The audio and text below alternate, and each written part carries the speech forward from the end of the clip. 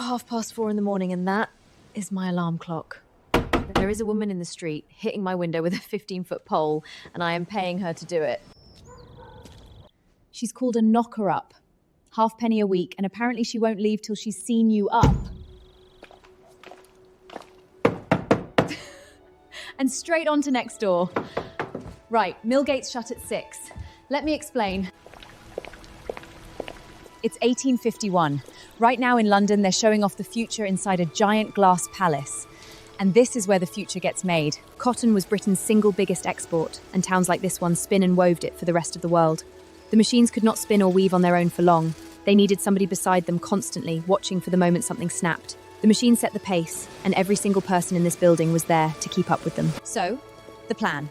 Clock in before 6, work an actual loom, eat what they eat, and at the end of the day, a real wage packet. Because everyone says the machines took over. So what is everyone here actually doing? And apparently this outfit is a problem. Give me a minute. Okay, so everybody is out here. The entire town is awake, and they are all walking in exactly the same direction. And all of this is happening because of one woman with a stick, which I genuinely cannot get over. The mill basically takes the whole town, and this happens every single morning before it's even light. And apparently, if you're late, they shut the gates and you lose the whole morning's pay, so we are not going to be late. So that clock up there is the only thing in this whole town that actually matters right now.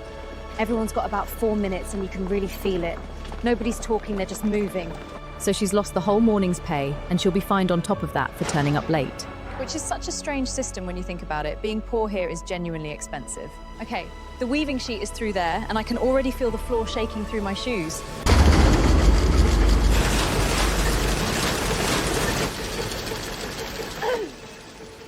I genuinely cannot hear myself think in there. Nobody can hear anything in here, ever. So they came up with their own way of talking, and you can actually watch them do it.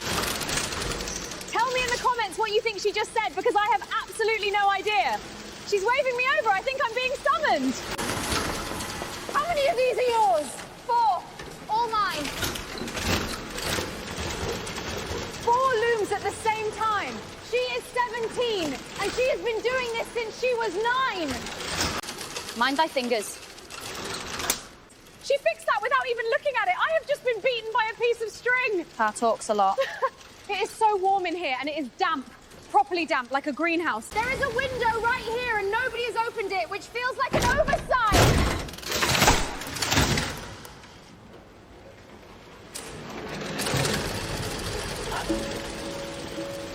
That's a shilling, lass.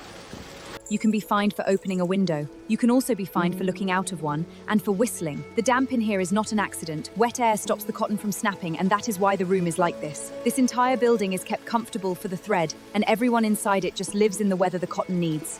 I have been handed a crate of bobbins and pointed staircase, which I think means my morning here is over. Upstairs is the spinning room, and I am told it is even hotter up there than it is down here.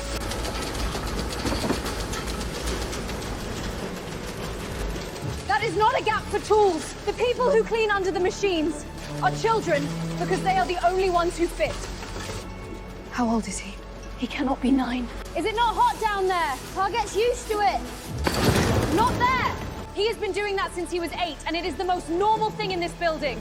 The bell is about to go. Come down with me. The work down at floor level needed small hands and small bodies, in gaps a grown adult could not reach. So the smallest jobs in the building went to the youngest people in it. By this point, the law had already stepped in. Children under 9 were barred from these mills, and the youngest listened because inspectors were sent in to check, and they wrote down exactly what they found. The machines have stopped, and my ears are still ringing from them. Half an hour. That is the whole break, and most of them will spend it on the same stones they sat on yesterday. I can hear people. I have not heard a single voice in 4 hours, and now everybody is talking at once. This is what a mill dinner looks like. Oat bread, a bit of cold bacon, and tea that has been sitting since dawn. It's like a very serious oat cake, and it is genuinely good. Although I have been awake since 4:30, so I would currently eat almost anything. Nobody is talking about the morning. This is just Tuesday for all of them. Will you teach me one of the signs you were using in there? Watch. And that one is, all right. She on something with my face and a total stranger understood it. I'll do, lass. 6 more hours this afternoon, and apparently the weavers do not stand still for any of it. The afternoon is a completely different animal to the morning. Nobody talks, nobody looks up, everybody just gets through it. And by now the law had actually capped this around 10.5 hours. with fixed times when the machines have to stop. It is not all weavers in here, which I had not really thought about. Somebody oils it, somebody sweeps it, somebody carries the bobbins, and somebody walks around writing down what everybody else is doing wrong.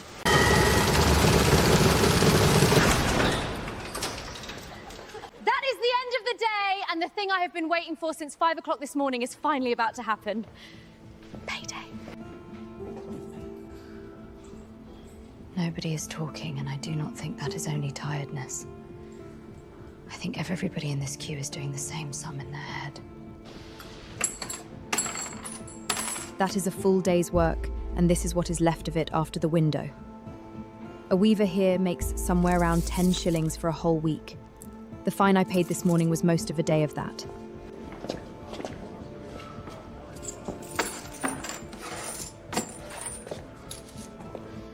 Even the man with the fines book has a man with a fines book. This morning I asked what everybody in here was actually doing if the machines had taken over. They did not take over. They set the pace, and every single person in this building spends 12 hours a day keeping up with them. And this is what keeping up pays. This is the same street I came down this morning, and it is a completely different thing at the other end of the day.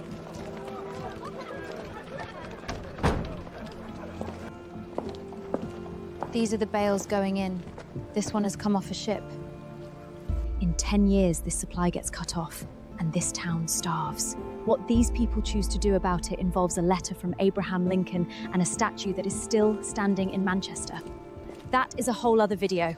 If you want it, tell me in the comments.